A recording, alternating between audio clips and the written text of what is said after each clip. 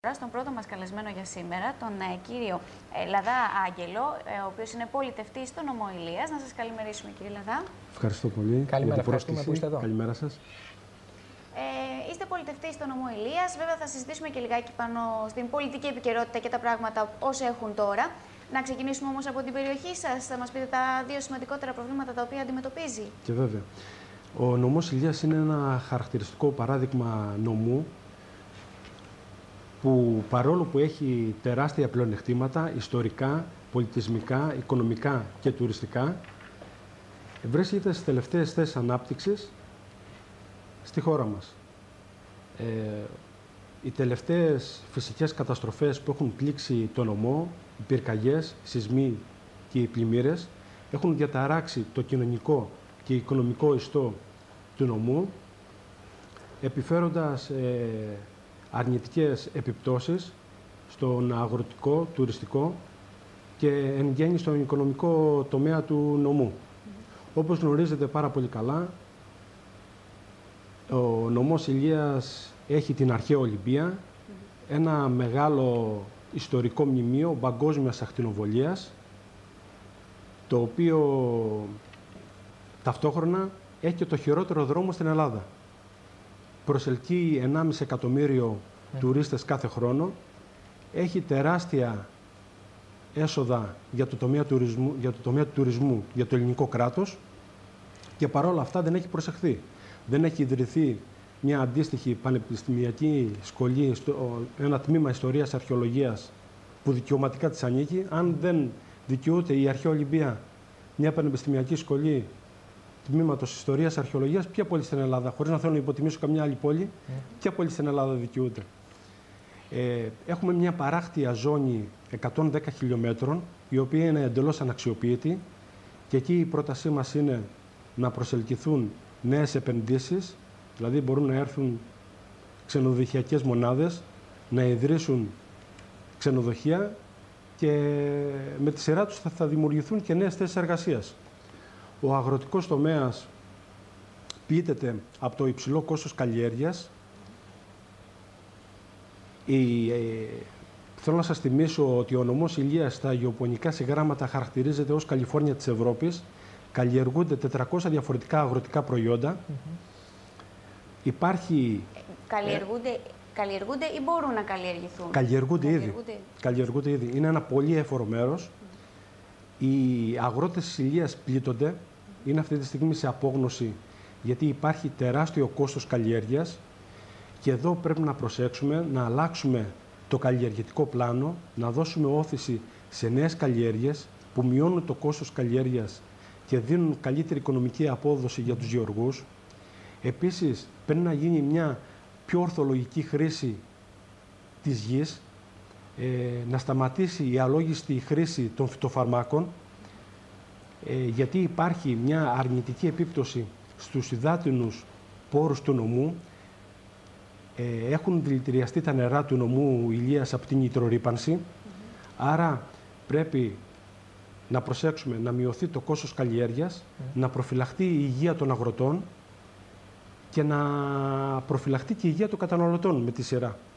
Να δώσουμε δηλαδή όθηση σε δυναμικά και βιολογικά προϊόντα που θα βοηθήσουν τον νομό να αναπτυχθεί. Γιατί το 80% του πληθυσμού του νομού Ηλίας είναι αγροτικός.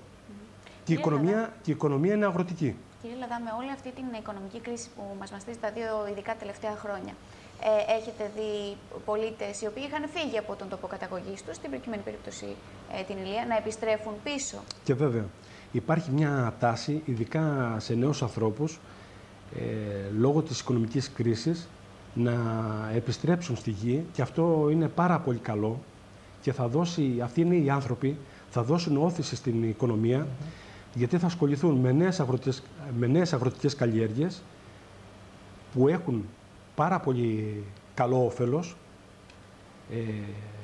πάρα πολύ μεγάλο οικονομικό όφελος για τους ίδιους, αλλά και θα βοηθήσουν την τοπική οικονομία.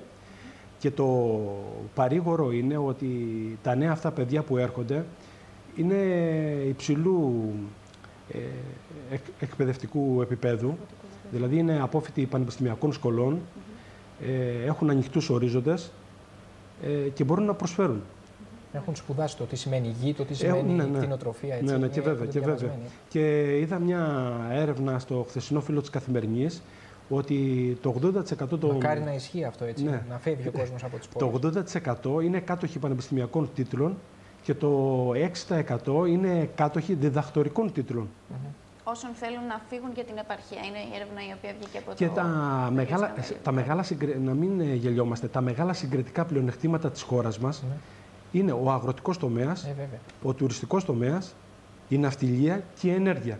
Αν δεν δώσουμε σημασία σε αυτούς τους νευραλγικούς τομείς της οικονομίας μας, δεν θα έχουμε κάποια αυτή την ανάπτυξη, την πολυπόθηκη ανάπτυξη.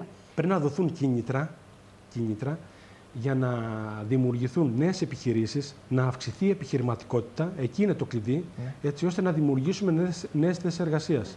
Κύριε Λαβρά, θα ήθελα να πάμε λίγο στα πολιτικά πράγματα. Πώς βλέπετε το κλίμα? Έχουμε μια αλλαγή στην ηγεσία του ΠΑΣΟΚ, τον κύριο Βενιζέλο, ο οποίος ήταν μέχρι πρότινος υπεύθυνος για τα οικονομικά μας. Ένα γενικό σχόλιο. Το οξύμορο που έχουμε αυτή τη στιγμή στη σύγχρονη πολιτική ζωή της χώρας μας είναι το ότι αυτοί που κατέστρεψαν τη χώρα μας όλα αυτά τα χρόνια με τις λάθος πολιτικές τους, τώρα λένε ότι θα μας σώσουν. Τα δύο μεγάλα κόμματα, όπως πάρα πολύ καλά γνωρίζετε, έχουν χρεοκοπήσει. Δεν έχουν τη δυνατότητα να πληρώσουν τους ίδιους τους υπαλλήλους τους. Κυριολεκτικά και μεταφορικά, έτσι. Κυριολεκτικά και μεταφορικά. Δεν μπορούν να πληρώσουν τους ίδιους τους υπαλλήλους τους. Έχουν χρεοκοπήσει. Και αυτοί που έχουν χρεοκοπήσει ήδη τα κόμματά τους, θέλουν τώρα να σώσουν την Ελλάδα από τη χρεοκοπία.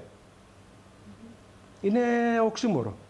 Δεν μπορεί να σώσει το ίδιο στο κόμμα και θα σώσει τη χώρα από τη χρεοκοπία. Είναι δυνατόν? Επιπλέον, τα χρέη των κομμάτων έχουν φτάσει πια σε δυσθεώρητα ύψη. Ακόμη και οι οικολόγοι πράσινοι που είναι εκτός Βουλής χρωστάνε 800.000 ευρώ.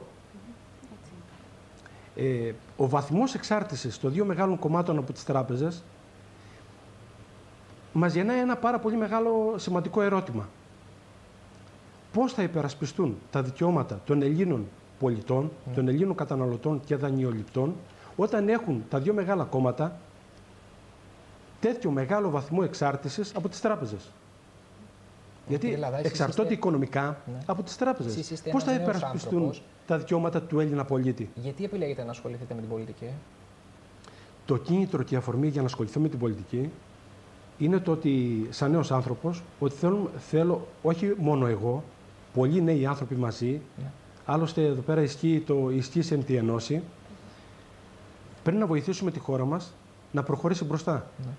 Και ειδικότερα, όπως σας είπα και προηγουμένως, στο νομό Ηλίας, όπου είναι χαρακτηριστικό παράδειγμα της αδιαφορίας των δύο μεγάλων κομμάτων και βλέπουμε το χάλι που υπάρχει, ένας νομός με τόσο μεγάλα πλεονεκτήματα ιστορικά, πολιτισμικά, οικονομικά και τουριστικά να βρίσκεται τελευταίος σε θέση ανάπτυξης σε όλη τη χώρα.